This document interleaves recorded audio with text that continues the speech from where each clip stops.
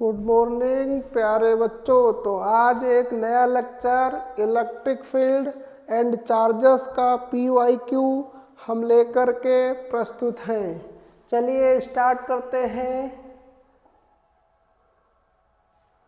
देखो बच्चों, पहला क्वेश्चन हमारा आ गया है स्क्रीन पे। Two identical small conducting wall B1 and B2, two small conducting wall B1 and B2 are given -7 picocoulomb and 4 picocoulomb charges respectively. They are brought in contact with a third identical wall B3 and then separate. If the final charge on each wall is -2 picocoulomb, the initial charge on B3. Okay बच्चों, तो हम देखिए इसको consider करते हैं। देखिए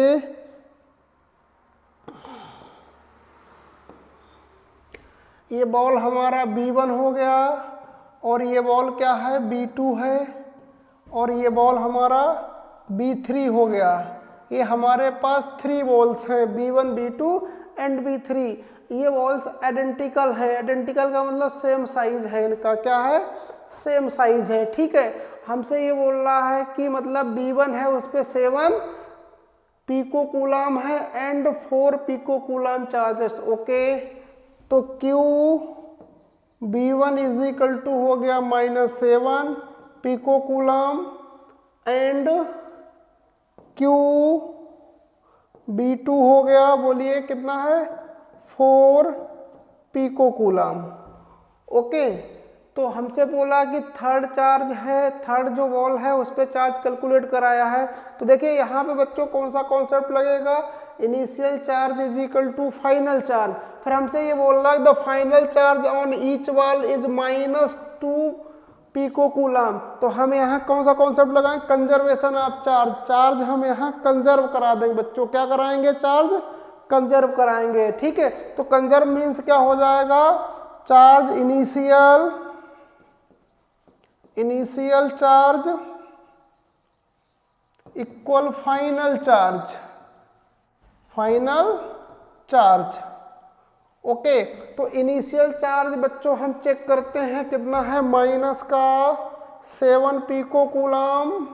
okay, plus का 4 पिकोकूलम plus, बोलिए देखिए थर्ड जो मतलब बॉल है B3 उसका चार्ज नहीं पता, उसको हम क्या लिखेंगे, QB3 इक्वल, अब देखिए 2 पिकोकूलम चार्ज ऑन ईच बॉल। अब देखिए बॉल बच्चों कितनी है, 1 2 3 बॉल हैं, क्योंकि सेम साइज की हैं तो चार्ज भी सेम है। तो कितना हो जाए, 3 ×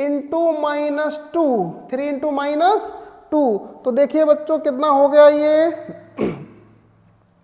QB3 पे हमें कैलकुलेट करना है। तो देखो बच्चों ये कितना हुआ, 2 3 जा 6 माइनस का 6 हो गया। अब देखो ये कितना हुआ, बोलो ये 4 है, ये कितना है, माइनस का 7 है तो 3 हो गया। ये इधर जाएगा तो बोलो प्लस का 3 हो जाएगा। तो QB3 इज इक्वल टू कितना आया, -3 पिकोकूलम चार्ज आया। तो बोलो which is the B option is correct option, which is the B option is correct. Next question बच्चों, an electric dipole moment P is kept in a uniform electric field. The amount of work done to the rotate it from position of stable equilibrium to the unstable equilibrium। ये देखिए CBSE 2024 में ही question आया था। बहुत ही प्यारा question है बच्चों, ये बहुत ही प्यारा क्वेश्चन। देखिए क्या बोल रहा है हमसे कि एक इलेक्ट्रिक डाइपोल है, electric dipole P is kept in a uniform electric field. देखिए ये बोल रहा है ये यूनिफॉर्म इलेक्ट्रिक फील्ड हो गई बच्चों। क्या है ये, यूनिफॉर्म इलेक्ट्रिक फील्ड हो गया। ठीक है, अब इसमें एक डाइपोल है, केप्ट कर दिया। ठीक, ये एक डाइपोल हो गया। अभी देखिए हमने एक कंडीशन बना दी स्टेबल की, किसकी कंडीशन है, ये नेगेटिव चार्ज हो गया, ये प्लस क्यू चार्ज हो गया, ये बोलिए क्या हो गया, पी, ई और पी सेम डायरेक्शन हो गई। कैसे हो गए, स्टेबल की कंडीशन की बात कर रहा है। तो स्टेबल के लिए बच्चों थीटा, स्टेबल इक्विलिब्रियम के लिए बताओ बच्चों क्या होता है, थीटा स्टेबल इक्विलिब्रियम के लिए थीटा बोलो कितना हो जाता है बच्चों, 0 डिग्री। और अनस्टेबल इक्विलिब्रियम क्या हो जाता है, बोलो भाई बच्चों, अनस्टेबल इक्विलिब्रियम के लिए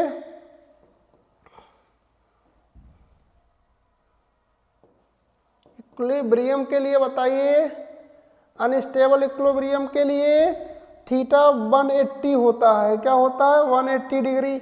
अब हमसे पूछा है उसने कि स्टेबल इक्विलिब्रियम, हाँ, the amount of work done, the amount of work done पूछा है। तो वर्क डन का बच्चों फार्मूला होता है W = PE, P cos θ1 minus cos θ2। Okay, तो कंडीशन पुट कर दीजिएगा, P cos θ1 cos 0 हो गया माइनस cos 180, cos 180 तो क्या हो गया बोलो, P cos 0 की वैल्यू 1 हो गया, माइनस माइनस cos 180 की वैल्यू -1, तो माइनस माइनस +1, तो आंसर आ गया 2P। W = क्या आया बच्चों बोलो, 2P। तो विच is the first option is correct option. देखिए नेक्स्ट क्वेश्चन बच्चों ये रहा, बहुत ही प्यारा क्वेश्चन है, समझ लीजिएगा। हमसे ये बोल रहा an electric dipole of dipole movement given है। Electric dipole movement of dipole movement क्या है, P = 2 × 10⁻⁸ कूलम मीटर हो गया। In a uniform electric field experience of maximum torque.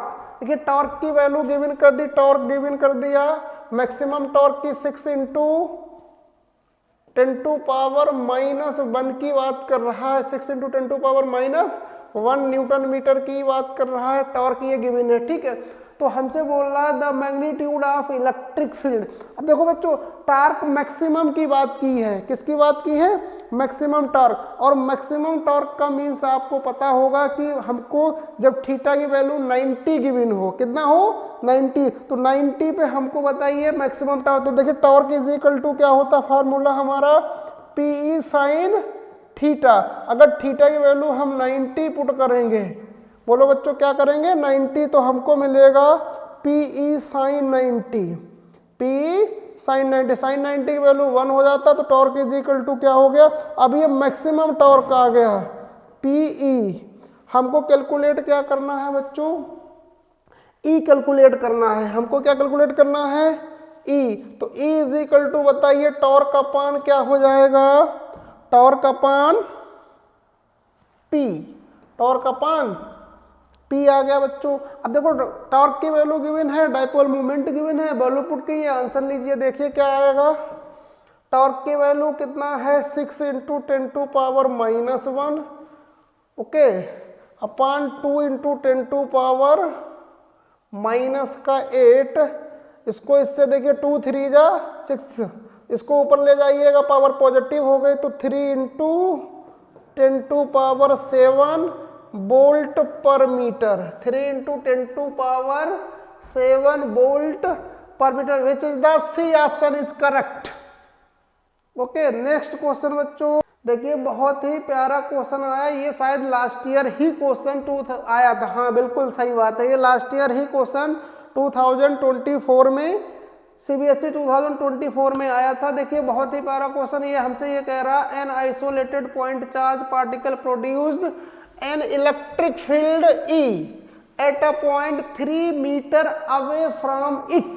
अब देखिए ये कह रहा है, जैसे मान लो सपोज कर लो बच्चों, ये कोई आपका पॉइंट चार्ज है, क्या है, इस पॉइंट चार्ज से 3 सेंटीमीटर डिस्टेंस पे, ये 3 सेंटीमीटर हो गया, तो यहाँ पे इलेक्ट्रिक फील्ड E बन रहा है, क्या बन रहा है, E। तो E = क्या बनेगा, KQ/3 का स्क्वायर मीन्स KQ/9, KQ/9 बन गया बच्चों, क्या बना, इक्वेशन आपकी फर्स्ट बन गया, ये पहला केस है।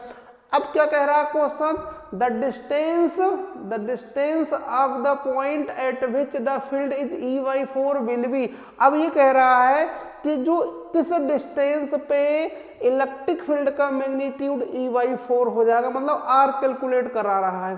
तो देखिए हमें क्या करना है, देखो मान लो क्या हो गया, E/4 दे रखा है, तो KQ/R² इक्वेशन सेकेंड, इन दोनों को करा लो डिवाइड बच्चों, तो आपको मिल जाएगा आंसर।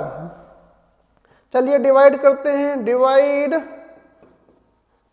इक्वेशन 2y फर्स्ट, तो E/4 into E is equal to बोलो KQ/R² अपान KQ/9। तो देखो बच्चों KQ से KQ मर गया, E से E मर गया, और ये कहाँ पहुंचेगा, ऊपर। तो कितना हो जाएगा, 1/4 is equal to 9/R², R² is equal to बच्चों 36, R इज इक्वल टू 6 आ गया, वैल्यू क्या आ गई 6। तो 6 है कहीं, हाँ, D option is right answer, D बोलो बच्चों, वेरी नाइस। चलिए नेक्स्ट क्वेश्चन, हाँ देखिए क्वेश्चन दिया, an electron experience of force 1.6 ×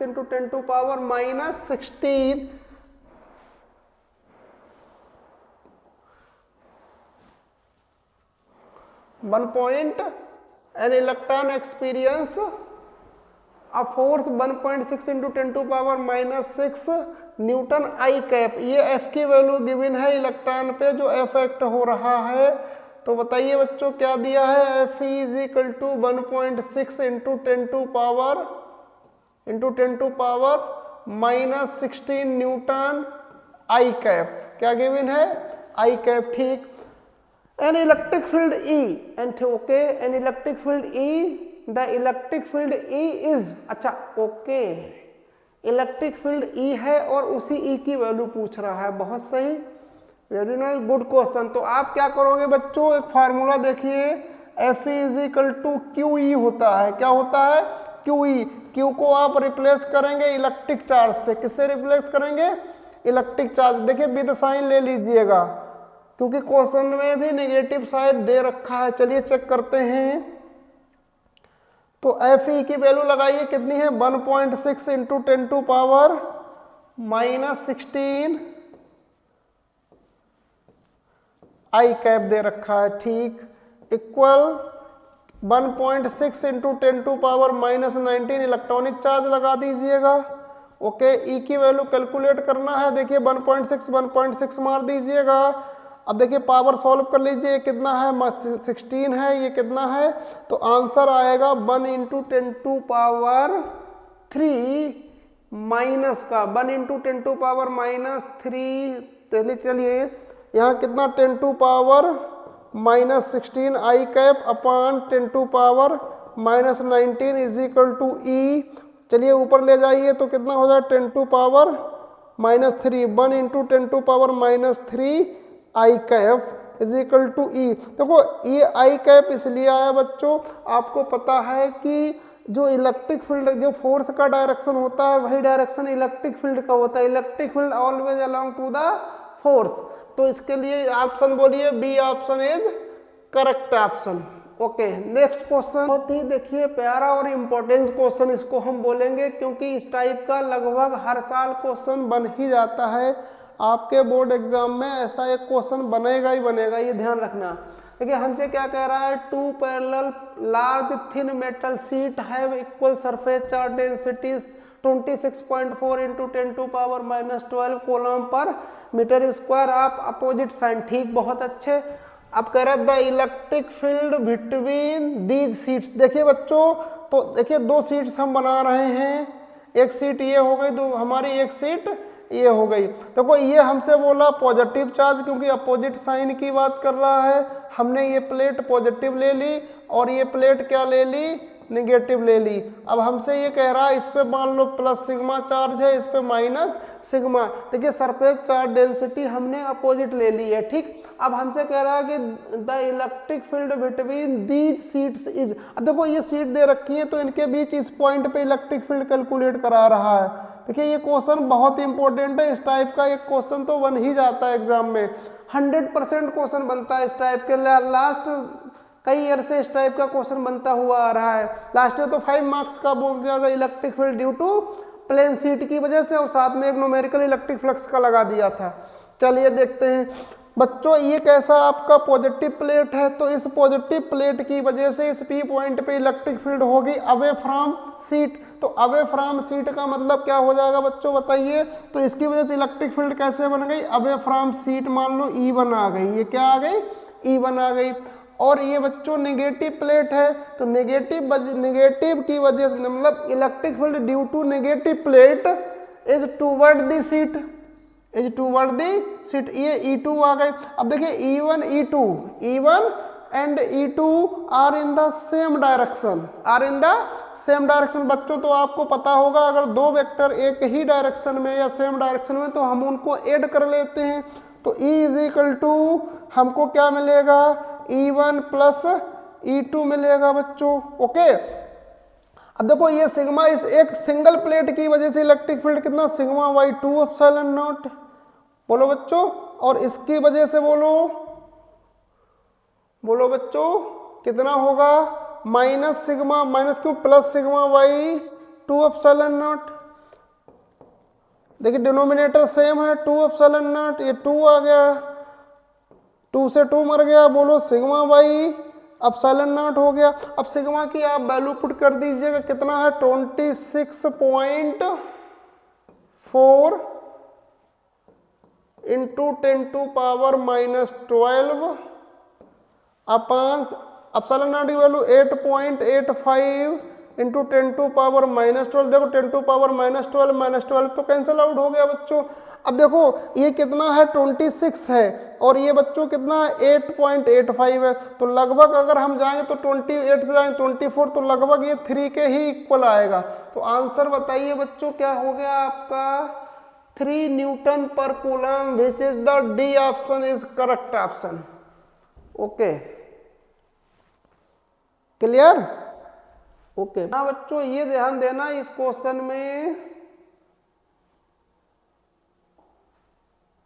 हाँ हमसे ये कह रहा है according to Coulomb law, according to Coulomb law कह रहा है which is the correct relation for the following figure. अब देखो बच्चों ये डायग्राम दे रखा है, हमसे बोला ये Q1 चार्ज है, दूसरा क्या है Q2 चार्ज है, इन दोनों के बीच का सेपरेशन मान लो R है या जो भी हो।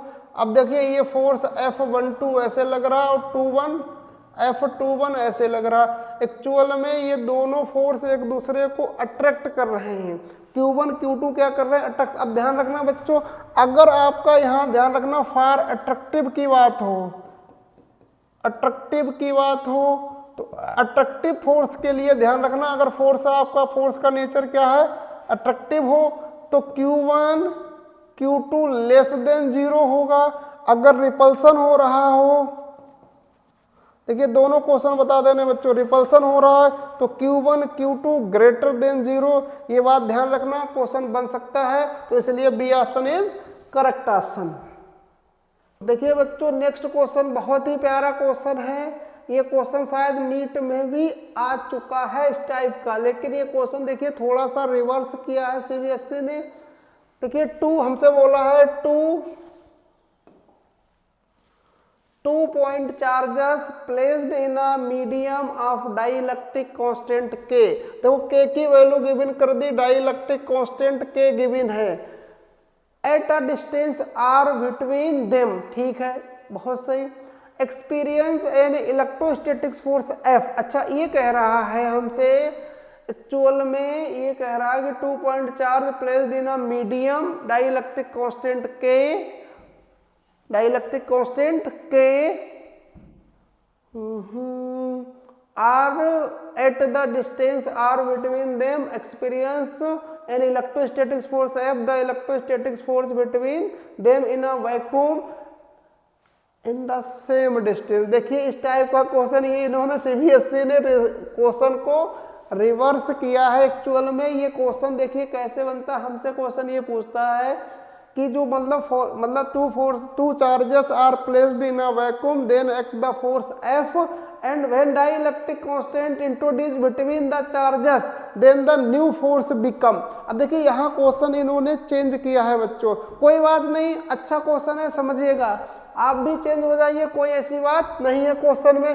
देखो आपको ये पता है कि अगर मान लो मीडियम का फोर्स, हमको पता है F0/K ये रिलेशन होता है दोनों में। ओके बच्चों, ठीक है। अब देखो हमसे ये कह रहा है जो मीडियम का फोर्स है वो कितना है, मतलब मीडियम का जो फोर्स है वो F है और डाइलेक्ट्रिक कांस्टेंट क्या है, K है।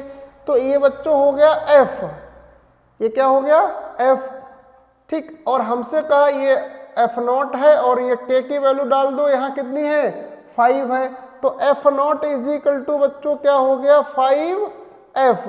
देखो ये फोर्स आ गई विच is the 5F, correct option. Okay, वैसे क्या होता है, वैसे F/5 आ जाएगा, क्या आ जाएगा F/, अगर इसी क्वेश्चन को रिवर्स कर दिया जाए। ओके ठीक, ओके वेरी नाइस। हाँ बच्चों समझिएगा, ये प्रॉब्लम कह रहा है small object with charge Q and weight mg is attached to one end of the string of length L attached to a stationary support. The system is placed in a uniform horizontal electric field E, so as shown in the figure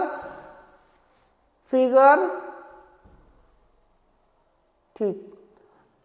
In the presence of electric field, the string makes constant angle theta with the vertical, the sign and the magnitude of charge Q। अच्छा ठीक, बहुत सही। हमसे ये पूछा है actual में charge का मतलब पूछा है।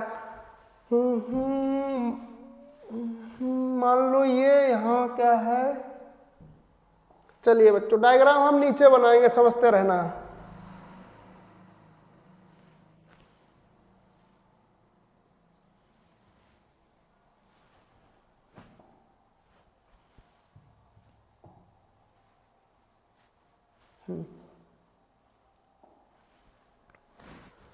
ठीक है बच्चों, देखिए सवाल दिया हुआ है हमको, हमसे ये बोल रहा है ये इलेक्ट्रिक फील्ड मतलब यूनिफॉर्म इलेक्ट्रिक फील्ड है।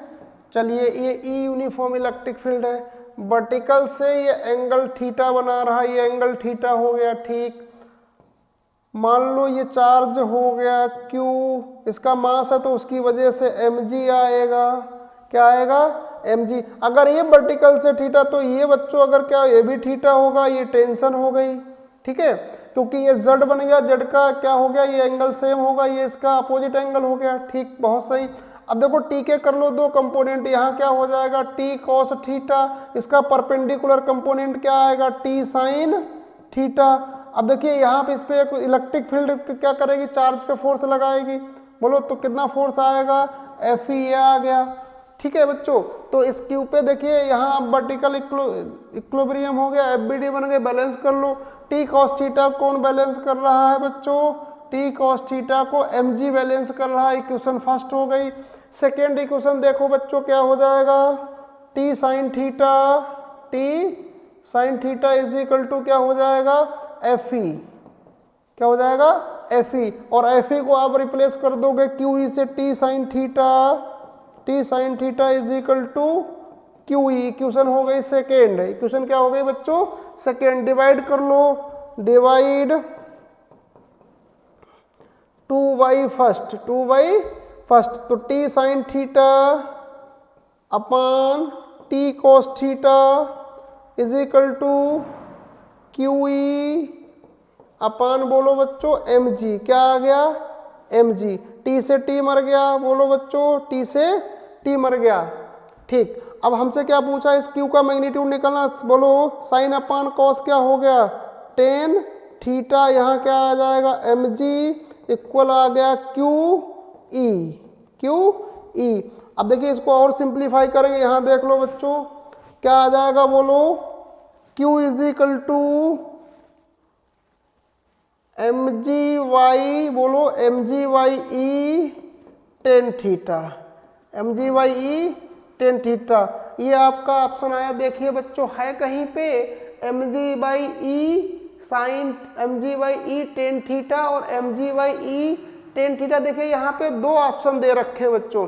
अब आपको ये आइडेंटिफाई करना है कि जो Q है इसका मैग्नीट्यूड तो आ गया, अब साइन इसका आप कैसे आइडेंटिफाई करेंगे। देखो भाई साइन देखिए हम कैसे बताएंगे, ये देखो बच्चों क्या है, ये चार्ज है, क्या है ये चार्ज। अब आप देखिए कि चार्ज पे जो फोर्स एक्ट हो रहा है वो किस डायरेक्शन में है, इलेक्ट्रिक फील्ड की डायरेक्शन में। I agree with you, okay. तब इलेक्ट्रिक फील्ड की डायरेक्शन में चार्ज है तो आप बताइए कि जो चार्ज है वो नेगेटिव है या पॉजिटिव है। अब देखो बच्चों हमने आपको पहले भी बताया था और आज भी बता रहे हैं, एक्चुअल में देखिए जो अगर पॉजिटिव चार्ज है तो वो in the direction of electric field force लगेगी, अगर यही नेगेटिव चार्ज होता तो इलेक्ट्रिक फील्ड के अपोजिट डायरेक्शन में लगता। इसलिए जो चार्ज क्यू का जो साइन होगा बच्चों वो पॉजिटिव साइन होगा। क्यों होगा, क्योंकि ये इलेक्ट्रिक फील्ड की डायरेक्शन में इस पे फोर्स एक्ट हो रही है। ओके बच्चों, बहुत सही। Next question. अब देखिए बच्चों क्या क्या कह रहा है हमसे, ये कह रहा है कि नेगेटिव चार्ज ऑब्जेक्ट एक्स है, ठीक मान लिया नेगेटिव। ये देखिए बच्चों क्या है,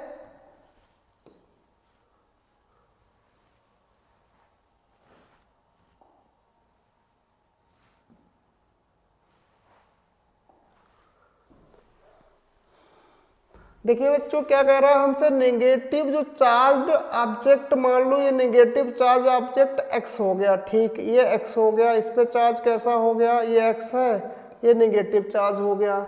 rippled by another charge object x, ठीक है ये इससे रिपल कर रहा है, ठीक बहुत सही। However an object Z is attracted to object Y. अच्छा ये ऑब्जेक्ट पहले वाई भी बनाना पड़ेगा, ये बच्चों वाई ऑब्जेक्ट हो गया। अब देखो ये इससे रिपल कर रहा है, अब रिपल कर रहा है तो देखो या तो चार्ज आप यहाँ पोलराइज कराइए, मतलब न्यूट्रल बॉडी रख लीजिएगा, लेकिन हम इसको बोलते अगर रिपल कर रहा तो हमने बोल दिया यहाँ नेगेटिव चार्ज है, क्या है नेगेटिव चार्ज हो गया, ठीक। अब ये कह रहा है an object Z is attracted to, हाँ बच्चों देखो ऑब्जेक्ट जेड है वो क्या कर रहा है, अट्रैक्ट टू वाई, वाई को अट्रैक्ट कर रहा है। अब वाई को अट्रैक्ट करने का देखिए दो रीजन हो सकते हैं, ये जो जेड है याद देखो, अब मान लो इस पे नेगेटिव चार्ज है, क्या है नेगेटिव चार्ज, अगर ये न्यूट्रल है, मान लो अगर ये न्यूट्रल है तो यहाँ पे चार्ज पॉजिटिव आएगा, जब पॉजिटिव चार्ज आएगा ये इसको अट्रैक्ट कर लेगा, सीधी सी बात है। या ऐसा भी हो सकता है कि ये पॉजिटिव चार्ज पहले से ही हो तब भी इसको अट्रैक्ट कर लेगा, तो इसका ऑप्शन हो जाएगा न्यूट्रल और पॉजिटिव चार्ज, न्यूट्रल और, तो जेड है आपका या तो न्यूट्रल हो सकता है या बच्चों पॉजिटिव हो सकता है। ओके नेक्स्ट एक क्वेश्चन बच्चों जब टर्म वाइज एग्जाम हुआ था, मुझे ध्यान है जब कॉपी चेक कर रहा था तब ये क्वेश्चन आया था, मुझे ध्यान है टर्म वाइज एग्जाम हुआ था सीबीएसई का, शायद ये 2022 ही टर्म फर्स्ट में आया था, ठीक है। हमसे क्या बोल रहा है देखिए, एन एक्सपेरिमेंट 3 माइक्रोस्कोपिक लेट, क्या है ये मिसिंग है, इस पे आर स्प्रेड इनटू चैम्बर, ठीक है, and becomes charge with charges +3e +5e and -3e respectively. All three spheres come in contact simultaneously for movement and got separate. Which one of the following are possible values of the final charge on sphere is? अब देखो बच्चों इसमें क्या दिया, इस question में आपको answer इसके ऑप्शन से ही दे देना है, आपको कुछ नहीं करना। देखो पहली बात तो आपको पता है क्योंकि क्वांटाइजेशन पे ये क्वेश्चन बना हुआ है, किस पे बच्चों क्वांटाइजेशन पे ये क्वेश्चन बना हुआ। अब आपको पता है बच्चों कि जो क्वांटाइजेशन होता है तो क्वांटाइजेशन में क्या होता है, charge always exist in integer. Okay बच्चों, तो ये वाला तो बच्चों कहीं से कहीं ऑप्शन हो ही नहीं सकता, हो ही नहीं सकता। अब देखिए यहाँ पे आप कंजर्वेशन ऑफ चार्ज की भी प्रॉपर्टी लगाइए, देखिए 3 5 और 3 8 हो गए और 8 में से 3 गया 5, मतलब इनिशियल चार्ज 5 है आपका बच्चों को, कितना है 5। और यहाँ देखिएगा देखिए कितना हो गया, ये 15 हो गया। तो ये दोनों ऑप्शन तो हो ही नहीं सकते, कहीं से कहीं तक नहीं हो सकते। देखिए ये तीनों मतलब ये कितने हो गए, 5 और 4 9, 9 में से 5 गया, 4 बचा, तो ये नहीं हो सकता, हमको 5 लाना है। अब यहाँ देखिएगा ये बच्चों कितना हो गया, 6 6 12 हो गया, और ये 12 में से 7 गया 5। हाँ चलिए, ये तो बिल्कुल यही बी ऑप्शन ही करेक्ट है।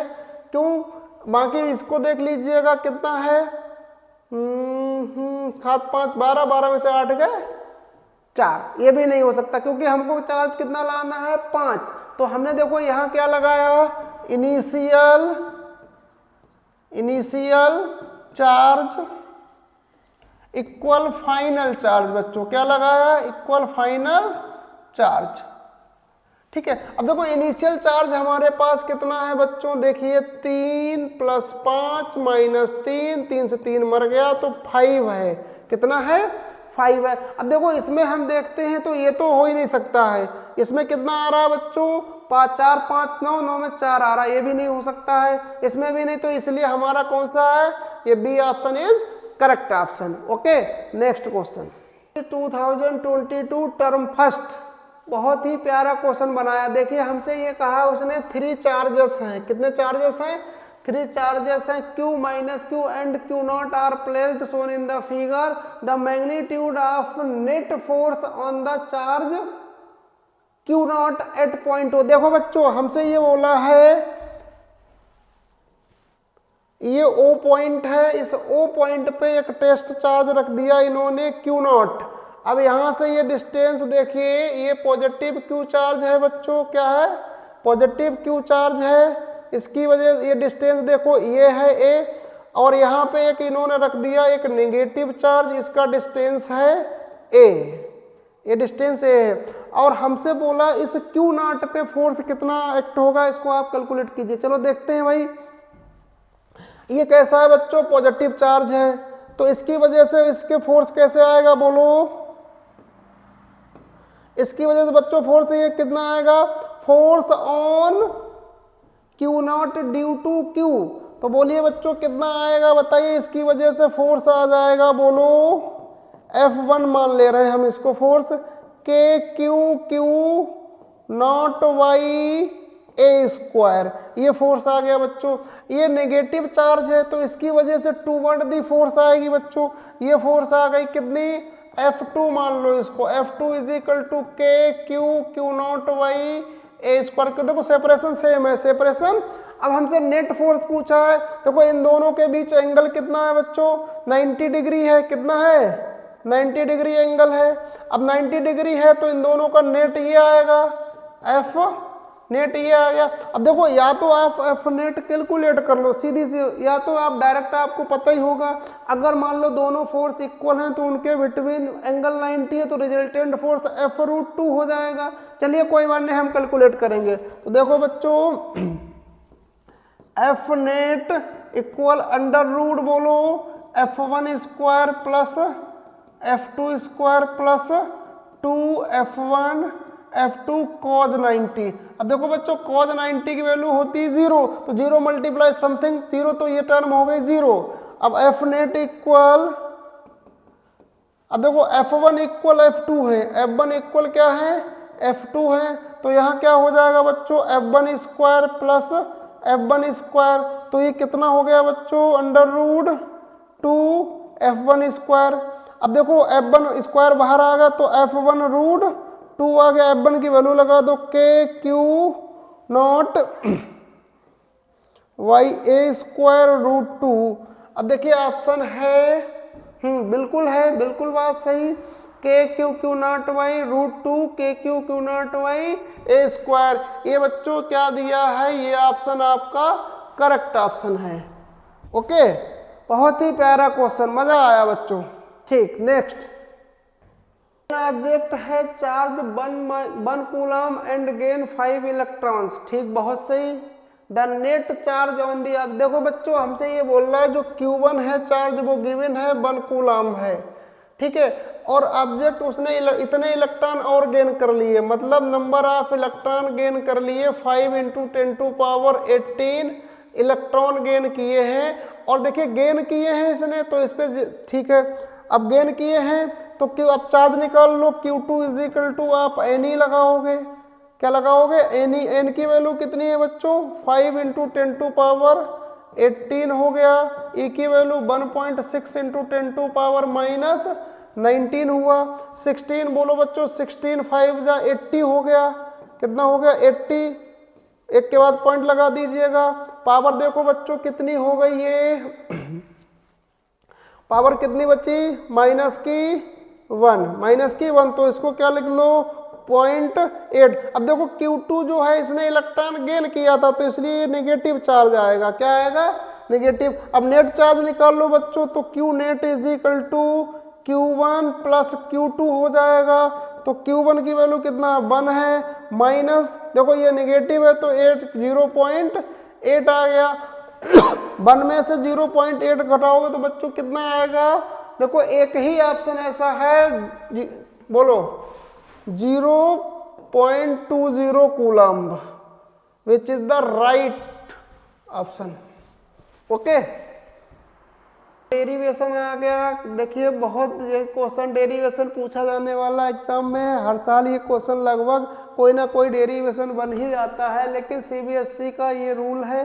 एक्चुअल में सीबीएसई का पेपर जो एप्लीकेशन बेस्ड होता है, इसलिए वो अप्लाई कराते हैं, डायरेक्ट डेरिवेशन ना देके उसका एप्लीकेशन हमेशा पूछते हैं। तो drive the expression for torque acting on electric dipole when it held in a uniform electric field, identify the orientation of the dipole of the electric field in which the attains a stable equilibrium। देखो बच्चों ठीक है, चलिए derivation हम लोग solve कर लेते हैं।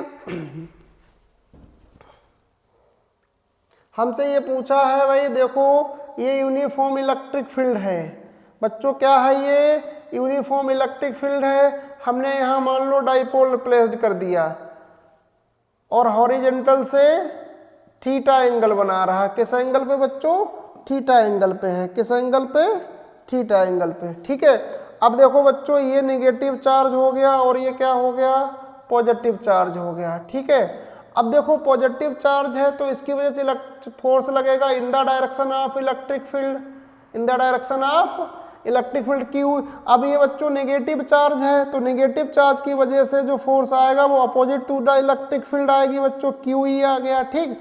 अब ये एंगल थीटा है, ये डाइपोल लेंथ क्या होता है बच्चों 12 होता है। अब इसका यहाँ परपेंडिकुलर अगर हम गिराते हैं तो देखो अगर ये थीटा है, ये 12 है, अगर ये हमको निकालना है तो sine theta is equal to क्या होता है, परपेंडिकुलर अपॉन हाइपोट। अगर हम ये निकालें, बोलो नाम रख लो इसको ए बी सी निकालें। अब देखो बी सी अगर हमको निकालना तो अगर हम साइन थीटा इक्वल अप्लाई करते हैं तो क्या करेंगे, बी सी अपॉन हाइपो कितना है 2l है, तो B C is equal to क्या हो जाएगा 2l साइन थीटा बच्चों, क्या हो गया BC, तो BC कितना है बच्चों 2l sine theta, 2l sine theta. अब देखो 2l साइन थीटा है, अब देखो हमें क्या करना है, टॉर्क कैलकुलेट करना है। मान लो ये फोर्स है, इससे परपेंडिकुलर डिस्टेंस ये है, तो टॉर्क इज इक्वल टू बच्चों फार्मूला क्या होता है बताओ, the magnitude of either force, the magnitude पूरा ही लिख दे रहे चलो, the magnitude of either force into perpendicular distance, perpendicular distance. अब देखो इनमें से देखिए चाहे तो ये फोर्स ले लीजिए, चाहे ये मैग्नीट्यूड ले लीजिएगा। अब देखो तो टॉर्क इज इक्वल टू क्या आएगा बच्चों, बोलो QE, मैं फोर्स क्या आ गया QE, perpendicular distance 2l sine theta, 2l sine theta. अब देखो टॉर्क इज इक्वल टू बोलो क्या आएगा, हम ये ऐसे लिख लें 2QL लिख लें साइन थीटा। अब देखो बच्चों ये क्या बन गया P, तो P इज इक्वल टू क्या होता है 2QL, तो टॉर्क इज इक्वल टू बताइए क्या आएगा PE sine theta, P sine theta. Okay बच्चों, अब देखो यहाँ हमको क्या करना, पहले इसको हम लिखेंगे वेक्टर फॉर्म में, क्या लिखेंगे वेक्टर फॉर्म में। तो देखिए इन वेक्टर फॉर्म, इन वेक्टर फॉर्म, अब देखो बच्चों वेक्टर फॉर्म में क्या हो जाएगा ये, अब देखो एक्चुअल में डाइपोल मोमेंट का डायरेक्शन देखो ये है बच्चों, क्यों नेगेटिव से पॉजिटिव होता है। अब एक्चुअल में इलेक्ट्रिक फील्ड क्या करेगा, डाइपोल को अपने अलाइन लाएगा, तो एक्चुअल में जो रोटेशन होगा वो ये होगा, मतलब ऐसे रोटेट करेगा डाइपोल, कैसे आएगा ऐसे। तो एक्चुअल में जो इसका एक्चुअल करेक्ट फॉर्म होगा वो टॉर्क इज इक्वल टू आप लगाएंगे P cross E, P cross E correct form है। क्या है बच्चों, अगर आपसे बोले कि क्या हम E क्रॉस P लिख सकते हैं, हाँ बिल्कुल लिख सकते हैं। उसके लिए आपको नेगेटिव साइन लगाना पड़ेगा क्योंकि डायरेक्शन चेंज हो जाएगा। अगर आप E क्रॉस P लिखना चाह रहे हैं तो आप ये लिखेंगे माइनस E क्रॉस P। अब नेगेटिव साइन है वो इंडिकेट E एंड P कैसे हो गए, अपोजिट डायरेक्शन में। ठीक है बच्चों, मतलब जो E मतलब टॉर्क जो E P क्रॉस E का जो डायरेक्शन है वो E क्रॉस P के अपोजिट है। अगर मान लो मैं निकालूं डायरेक्शन, देखो बच्चों तो ये डायरेक्शन जा रहा अंदर है P क्रॉस E। देखो अगर चाहूं तो हम बोलो स्क्रू रूल भी लगा सकते हैं। देखिए बच्चों हम कैसे घूम रहे हैं ऐसे, तो देखो हमारा ये कहाँ जा रहा है, देखिए बच्चों कहाँ जा रहा है, ये ऐसे घूमेंगे बाहर आ रही है। अब अगर मान लो सपोज करो हमको E क्रॉस P जाना है, ऐसे जाना है, तो ये कहाँ जा रहा है, बाहर आ रही है। देखो इसकी वजह से मतलब क्लॉकवाइज इनवर्ट डायरेक्शन और एंटी क्लॉकवाइज क्या हो जाएगा, आउटवर्ड डायरेक्शन। तो ध्यान रखना, इनवर्ट बोलिए क्लॉकवाइज क्या हो गया, इनवर्ट, और एंटी क्लॉकवाइज आउटवर्ड डायरेक्शन हो जाएगा। ठीक, अब हमसे इसमें एक क्वेश्चन और इसमें लगाया है कि identify the orientation of dipole electric field which is the attains stable equilibrium. अब देखो स्टेबल इक्विलिब्रियम कहाँ पे ये अटेंड करेगा, देखो यहाँ क्या होता है बच्चों, टॉर्क इज इक्वल टू क्या है, P साइन थीटा होता है, P साइन। अगर थीटा की वैल्यू आप 0 पुट कर देते हो तो टॉर्क इज इक्वल टू क्या हो जाता है, P साइन 0, और साइन 0 की वैल्यू होती है 0, तो टॉर्क क्या हो गया 0। तो we can say the dipole is in stable equilibrium में हो जाएगा। तो डाइपोल कहाँ आ जाएगा, डाइपोल उस ये कंडीशन हो जाएगा, ये डाइपोल हो गया, ये P का डायरेक्शन हो गया, और ये E का direction, E and P are in the same direction हो गया। तो ये स्टेबल की कंडीशन है बच्चों। ओके चलिए नेक्स्ट देख, write the expression for electric field due to dipole of dipole moment P at a point on its perpendicular to bisector. देखिए परपेंडिकुलर वाई सेक्टर में पूछा है, ये भी इंपॉर्टेंट क्वेश्चन है। चलिए हम इसको भी कर लेते हैं। ओके बच्चों ठीक है, चलिए इधर बनाएंगे एक तरफ। ये बच्चों डाइपोल है, क्या है ये, डाइपोल है।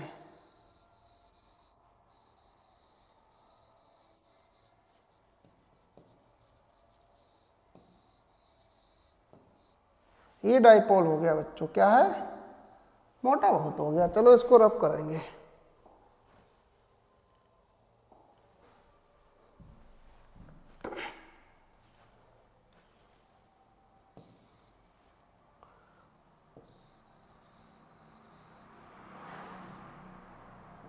ये डाइपोल माइनस क्यू चार्ज और ये बच्चों प्लस क्यू चार्ज हो गया। ठीक है, अब परपेंडिकुलर वाई सेक्टर में निकालना, तो परपेंडिकुलर वाई सेक्टर बच्चों देखो ये पॉइंट होता है, ये परपेंडिकुलर वाई सेक्टर आर हो गया।